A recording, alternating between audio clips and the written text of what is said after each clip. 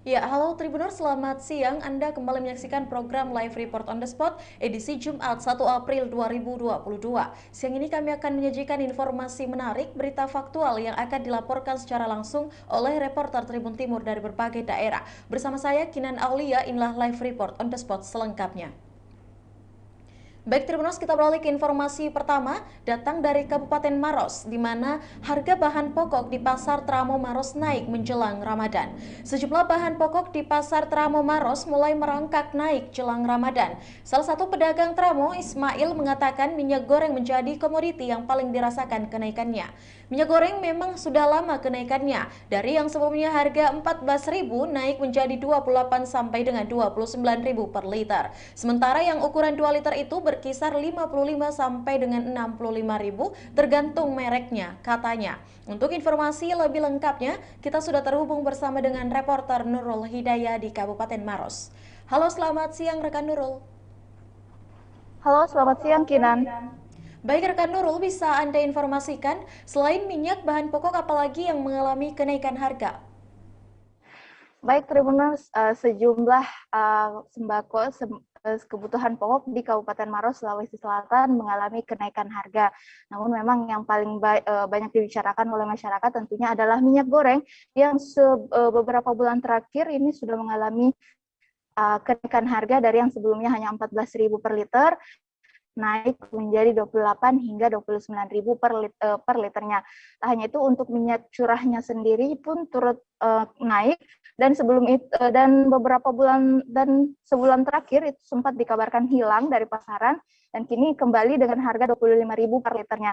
Tak hanya komoditi minyak, Tribuners, ini juga dari hasil wawancara kami ada beberapa bahan pokok lainnya yang mengalami kenaikan harga seperti gula, di mana gula yang sebelumnya itu hanya dibanderol dari harga 11.000 kini naik menjadi 13.000, dan para pedagang mengatakan ini kemungkinan masih akan terus merangkak harganya naik menjelang Idul Fitri nanti, di mana harga tertingginya yang pernah terjadi pada bulan Ramadan tahun kemarin yakni Rp15.000. Sementara untuk bawang putih maupun bawang merah itu juga sama-sama naik dari yang sebelumnya harga 30.000 naik menjadi 35.000 dan kemungkinan akan tetap naik hingga mencapai harga Rp40.000. Hanya itu, Tribuners, ada juga asam yang sebelumnya sebelumnya harganya 35.000 naik menjadi 40.000. Kemudian ada pula telur ayam yang sebelumnya hanya 30, maksud saya 35, rata-rata 35 sampai 40 tergantung ukurannya per rak, kini naik menjadi 45.000. Dan yang terakhir adalah daging ayam, Tribuners. Daging ayam dari yang sebelumnya bisa didapatkan dari harga 55 sampai 60.000, kini yang paling murah itu malah 65.000 saja, Tribuners. Baik, apakah ada kenaikan omset pedagang setelah kenaikan harga menjelang Ramadan ini? Baik Tribuners, meski kenaikan harga bahan pokok ini sangat ramai sekali dibicarakan, namun memang diakui oleh para pedagang ini omset mereka sempat naik hingga 50% jelang Ramadan ini, karena memang ibu-ibu meskipun harganya naik, mereka tetap membeli karena kebutuhan dapur atau sembako ini adalah sangat penting sekali, apalagi menjelang Ramadan seperti bulan ini. Dan mereka mengaku bahwa lebih baik harganya mahal namun stoknya ada daripada harganya murah namun sulit didapatkan. Ya, bagaimana dengan stok sembako di Pasar Tramo Maros sampai saat ini, rekan Nurul? Baik, untuk stoknya sendiri dari pantauan kami tadi pagi itu stoknya masih aman, dan pihak pemerintah Kabupaten Maros, Sulawesi Selatan pun sudah menjamin bahwa ketersediaan 9 bahan pokok ini masih aman hingga Idul Fitri nanti. Namun ada satu bahan pokok yang ini menjadi kendala, yakni minyak goreng, karena memang distributornya itu tidak berlokasi di Maros, melainkan di Makassar, sehingga pihak pemerintah kesulitan untuk mengontrol seperti itu penyebaran minyak goreng di pasaran, Tribuners. Namun pihak pemerintah mengatakan bahwa masih terus melakukan koordinasi bersama dengan pemerintah Provinsi Sulawesi Selatan agar diberikan akses untuk mengatur jalannya distribusi minyak di Pasar Tramo Maros ini. Nah, untuk bahan pokok lainnya itu dijamin aman, dan ketika nanti di pertengahan bulan Ramadan harga sembako ini masih belum terkontrol, rencananya pihak pemerintah Kabupaten Maros akan melakukan operasi pasar. Kembali ke studio, Kinan. Ya, baik, terima kasih rekan Nurul Hidayah untuk informasi lengkap Anda. Selanjutnya, Tribuners, kita akan menyaksikan hasil wawancara langsung yang telah dihimpun oleh wartawan kami bersama dengan Kadis Kopumdak Towadeng. Berikut liputannya untuk Anda. Pak, terkait ketersediaan bahan pokok di pasaran jelang Ramadan hingga Ramadan ini bagaimana Pak? Baik, terima kasih. Alhamdulillah untuk di wilayah Kabupaten Maros sesuai dengan pemantauan kami di beberapa hari terakhir ini, alhamdulillah semua stok 9 bahan pokok yang dibutuhkan oleh masyarakat cukup tersedia, kecuali satu yang memang sedikit agak terkendala, yaitu minyak goreng. Terkait dengan minyak goreng ini, sekali lagi seperti kondisi sebelumnya yang kami jelaskan di awal-awal kemarin sempat menjadi langka, tetap kita pada posisi tidak ada akses untuk berhubungan langsung dengan distributor, karena distributor itu ada di Makassar. Jadi sehingga kami hanya bisa berkoordinasi dengan dinas provinsi untuk bagaimana bisa membukakan akses untuk kami di daerah untuk bisa berhubungan langsung dengan distributor, untuk mengetahui permasalahan yang terjadi, apakah memang stok yang tidak ada atau ada hal lain yang menjadi alasan penyebabnya. Jadi di Maros sendiri memang tidak ada distributor ya Pak? Untuk khusus untuk minyak goreng tidak ada. Namun terkait untuk bahan pokok lainnya seperti gula, terigu, beras itu cukup tersedia. Yang sedikit memang agak terkoreksi harganya sekarang ini adalah terkait menyangkut gula pasir.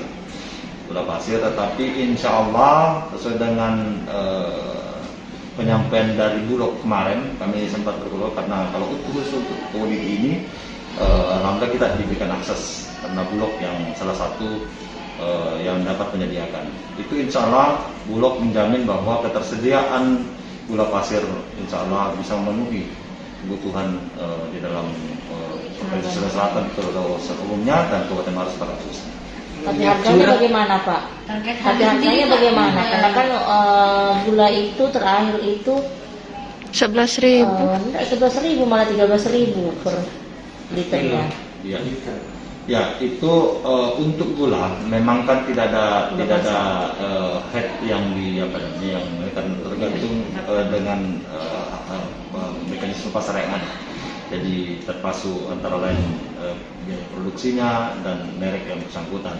Tetapi yang paling utama kita jaga adalah ketersediaan dari bahan pokok tersebut. Itu yang paling utama kan. Terkait harga, insya Allah memang nanti kalau kita Ya, itulah tadi hasil wawancara yang telah dihimpun oleh wartawan kami, dan terima kasih rekan Nurul Hidayah untuk laporan Anda dan selamat bertugas kembali. Baik, Tribuners, kita beralih ke informasi berikutnya, di mana meriahnya Parade Budaya di Hari Kebudayaan Kota Makassar seusai jeda berikut.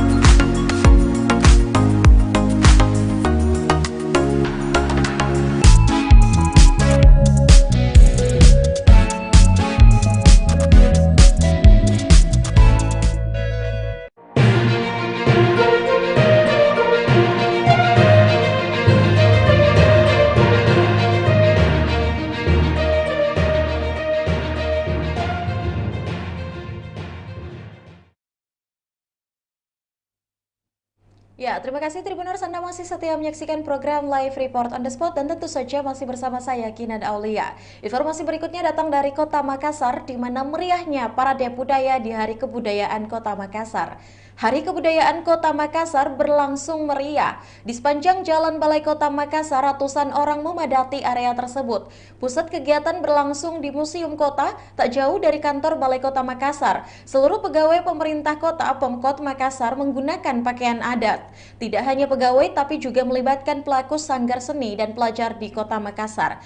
Musik dan lagu tradisional tak henti menggema di lokasi tersebut, seolah mengundang penonton bernostalgia. Kepala Dinas Kebudayaan Makassar, Andi Hervida Atta, mengatakan Kota Makassar menjadi satu-satunya daerah yang menetapkan Hari Kebudayaan. Hari Kebudayaan kita mulai tahun 2019 lalu, ini tahun keempat dan berlangsung sangat semarak, ucap Hervida pada Jumat 1 April 2022.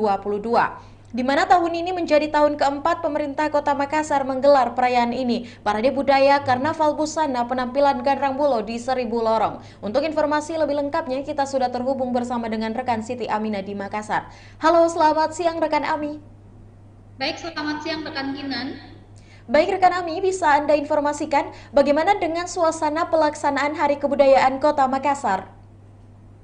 Baik, rekan Kinan dan Tribuners dimanapun kalian berada, dapat saya sampaikan bahwa pemerintah Kota Makassar melalui Dinas Kebudayaan pada pagi tadi telah melakukan atau langsungkan perayaan Hari Kebudayaan Kota Makassar. Uniknya Kota Makassar adalah satu-satunya daerah di Sulawesi Selatan yang menerapkan atau mencanangkan Hari Kebudayaan. Jadi Hari Kebudayaan ini dicanangkan pada 2019 April lalu dan setiap tahunnya diselenggarakan oleh pemerintah Kota Makassar. Untuk 2 tahun terakhir ini dilakukan secara virtual mengingat adanya pandemi COVID-19. Namun untuk perayaan tahun ini dilangsungkan dengan kemeriahan kembali di mana ada berbagai jenis-jenis perayaan atau rangkaian kegiatan dalam perayaan Hari Kebudayaan ini.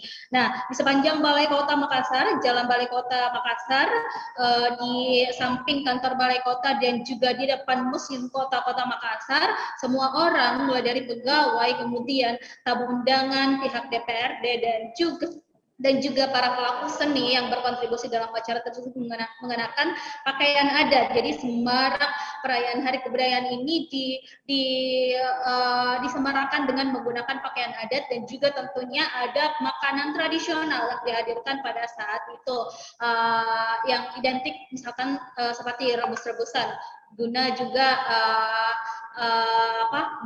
mencegah atau meminimalisir penggunaan minyak goreng. Jadi ada kue tradisional, pakaian adat tradisional dan juga tentunya pemerintah Kota Makassar tadi pagi juga memberikan penghargaan kepada maestro-maestro budaya kita di Kota Makassar sebagai bentuk apresiasi Pemkot Makassar yang telah berkontribusi terhadap kebudayaan Kota Makassar tentunya, dan juga ada pelantikan atau pengukuhan Dewan Kebudayaan Kota Makassar. Nah, kemeriahan ditambah lagi dengan adanya penampilan beberapa etnis, penampilan seni budaya seperti karnaval, kemudian ada penampilan peragaan busana adat baik adat Bugis Makassar, kemudian adat Toraja, adat Mandar dan juga tentunya adat Nusantara.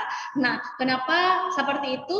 Karena Makassar menurut pemerintah Kota Makassar adalah wilayah atau kota yang terbuka atau menampung seluruh etnis yang ada di seluruh Nusantara, termasuk dengan etnis Tionghoa, kemudian etnis Jawa, kemudian etnis Bali. Jadi tadi ada peragaan busana, baik itu busana Sulsel tentunya dan juga busana dari Jawa, Bali dan juga Tionghoa. Jadi kalau kalian lihat ada para pelaku seni yang menampilkan bagaimana kemegahan atau bagaimana unsur-unsur budaya yang terkandung dalam pelaksanaan Hari Kebudayaan tersebut. Jadi pada pagi tadi juga Wali Kota Makassar Dani Pomanto juga langsung membacakan papasan budaya. Jadi papasan budaya ini adalah pesan-pesan kebudayaan di mana disampaikan oleh Wali Kota Makassar Dani Pomanto menggunakan 4 bahasa,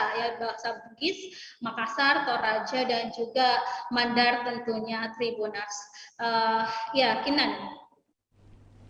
Baik, siapa saja yang berpartisipasi dan bagaimana dampaknya bagi masyarakat? Baik, untuk siapapun yang berpartisipasi dalam acara atau rangkaian Hari Kebudayaan Kota Makassar ini tentunya yang paling khusus adalah pegawai atau ASN lingkup pemerintah Kota Makassar, dan juga ini melibatkan para pelaku seni budaya di Kota Makassar, juga tentunya para murid atau pelajar baik itu SD maupun SMP yang ada di Kota Makassar. Jadi selain berpusat di Museum Kota yang ada di Jalan Balai Kota, juga berpusat di masing-masing sekolah. Jadi masing-masing sekolah juga menggelar acara Hari Kebudayaan ini dengan menggunakan pakaian adat tentunya, dan juga menyajikan makanan khas tradisional Bugis Makassar atau Sulsel. Dan untuk dampaknya sendiri, Hari Kebudayaan ini tentu menggeliatkan kembali kegiatan-kegiatan pelaku seni di Kota Makassar. Mereka bisa berkegiatan kembali, di mana kalau kita ketahui selama masa pandemi ini mereka sangat kosong kegiatannya, sehingga ini menjadi ajang atau pelecut semangat bagi mereka untuk kembali berkarya dan menampilkan tradisi-tradisi budaya Bugis Makassar dan juga Nusantara tentunya, khusus untuk ekonomi masyarakat, karena semua orang yang berpartisipasi dalam kegiatan ini harus menggunakan pakaian adat, maka ini tentu berdampak pada penghasilan bagi pelaku UMKM atau pelaku usaha yang menyediakan jasa make up artis atau juga jasa penyewaan baju. Jadi semua orang pakai baju bodo otomatis akan mencari baju bodo tersebut. Jadi ini tentu menambah ekonomi atau pendapatan dari pelaku usaha tersebut yang tadi saya sampaikan. Kinan. Ya, selanjutnya boleh Anda informasikan juga bagaimana dengan rangkaian Hari Kebudayaan Makassar yang diadakan di Balai Kota tersebut? Baik, untuk pelaksanaan Hari Kebudayaan ini tentunya tidak hanya berhenti pada hari ini saja, tetapi selama bulan April akan ada banyak rentetan kegiatan yang akan dilaksanakan oleh Dinas Kebudayaan Kota Makassar. Mungkin salah satunya adalah atraksi Gandrang Bulo. Nah, atraksi Gandrang Bulo tadi juga dilakukan di 1000 lorong Kota Makassar. Kemudian ada juga pembacaan riwayat Syekh Yusuf yang akan langsung dilakukan di Museum Kota pada besok Sabtu sore. Jadi masyarakat bisa menonton secara langsung pertunjukan atau pembacaan riwayat Syekh Yusuf tersebut di Museum Kota. Dan pada bulan puasa nanti juga akan ada agenda, yakni pada tanggal 8 April 2022 akan ada drama musikal Sang Mujahid. Jadi menceritakan terkait perjalanan Syekh Yusuf, bagaimana dia menyiarkan agama Islam di tanah Sulawesi. Jadi masyarakat bisa teredukasi juga terkait perjuangan-perjuangan para sang mujahid kita, Syekh Yusuf, dalam menyiarkan agama Islam. Baik, Kinan. Ya baik, terima kasih rekan Siti Aminah untuk laporan lengkap Anda. Selanjutnya Tribuners, kita akan menyaksikan hasil wawancara langsung yang telah dihimpun oleh wartawan kami bersama dengan Bapak Wali Kota Makassar, ada Bapak Dani Pomanto, dan dilanjutkan dengan Kepala Dinas Kebudayaan, ada Ibu Andi Hervida. Atas berikut liputannya untuk Anda. Jadi Hari Kebudayaan luar biasa sekali. Saya terima kasih kepada teman-teman semua yang selalu menjaga budaya, dan saya kira bisa dilihat bagaimana kesemarakan walaupun belum maksimal ya. Belum maksimalnya karena kita tahu kan kita tetap masih level 3, sehingga kita harus menjaga itu. Nah, tapi paling tidak tradisi Hari Kebudayaan ini sudah menjadi tradisi kita. Insya Allah di tahun depan, kalau semua umur panjang dan semua sehat, kita akan bikin yang jauh lebih baik. Nah, progres kali ini kan menarik. Sudah ada Dewan Kebudayaan, ada penghargaan untuk para maestro. Dewan Kebudayaan ini strategis. Misalnya memberi gelar kehormatan bagi tamu-tamu agung, kita kan tamu-tamu atau berjasa bagi Kota Makassar. Itu sudah ada forumnya, sudah ada yang menentukan, dan kapasitasnya orang-orang itu mulai dari akademisi, dari Toraja, dari Mandar, dari Bugis Makassar kan lengkap. Nah, saya baru meminta di forum tadi bahwa satu hari diajarkan bahasa daerah. Itu kan tadi permintaan saya awal bagi Dewan Kebudayaan. Nah, tolong saya minta ada rekomendasi untuk pendidikan. Diterapkan di sekolah-sekolah itu Pak Wali? Iya, sekarang sekolah. Dulu kan gitu tuh, kayak agama tadana, Ya rala wasahar kita saya masih hafal sampai sekarang. Sekarang memang sudah tidak ada itu Pak Wali di tingkatan. Tidak ada. Terus upaya yang tadi kan disebut tadi bahwa ada upaya untuk berlistrik. Iya.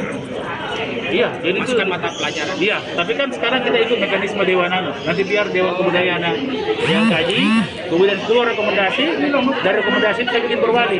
Kan tidak usah, jangan semua mau putar, tidak boleh, tapi harus diuji dalam Dewan Kebudayaan. Itu bahasa daerah. Bahasa daerah. Tahun ini Pak Wali. Tahun ini. Kalau di Hari Kebudayaan juga bisa meningkatkan ekonomi masyarakat Pak Wali karena Sewa-sewa ini, ya. habis semua sewa baju anu. Pakaian apa Kalau pertemuan tadi Pak Wali. Pertemuan tadi sosialisasi KPK. Kota Makassar ini banyak budaya etnis yang ada di dalamnya yang kita selalu wujudkan dengan kebersamaan dan keberagaman budaya suku etnis. Kita selalu menjaga dan melestarikan budaya yang ada di Kota Makassar. tadi budaya-budaya apa mungkin Bu yang sempat ditampilkan sama Yang tampil tadi yang partisipasi ada dari etnis Bali, Tionghoa, dan Jawa. Dan juga menampilkan 10 pemenang baju karnaval yang seleksinya sudah dari bulan Februari, dan total baju karnaval yang ditampilkan tadi adalah 25 penuh karya dari seniman Kota Makassar. Rangkaiannya besok ada ritual budaya menyambut bulan suci Ramadan. Kemudian tanggal 8 ada ritual budaya dan malam seni budaya yang akan menampilkan drama Sang Mujahid. Bu, esensi hari kebudayaan sendiri untuk tahun ini seperti apa? Esensinya ya kita ajak untuk seluruh masyarakat, terlebih lagi kepada anak-anak kita, bahwa kita harus selalu mengangkat dan memperkenalkan budaya Kota Makassar yang kita harus lestarikan. Selain di sini Bu, ada agenda-agenda lain menyangkut hari kebudayaan? Tadi kan kita sudah saksikan ada Gandram Bulo Seribu Lorong ya secara serentak. Berikutnya selama bulan budaya semua aktivitas bulan budaya yang ada di bulan April dipusatkan di Museum Kota Makassar.